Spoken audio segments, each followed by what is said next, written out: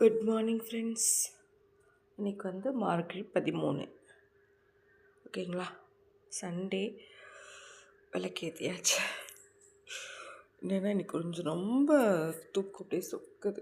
இருந்தாலும் ஓகே வந்துருச்சு, செஞ்சாச்சு.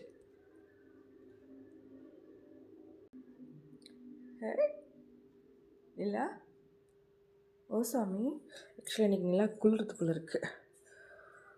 அதனால் அவங்க வந்து ரொம்ப அதாவது கிச்சன் அந்த மாதிரி போய் படுத்துட்டு இருந்தா.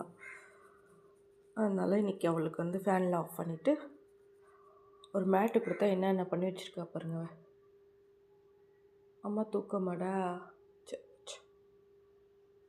வச்சு. Good morning Baba. சிவாய். கொஞ்சம் லேட் ஆகிடுச்சு பார்த்தீங்களா.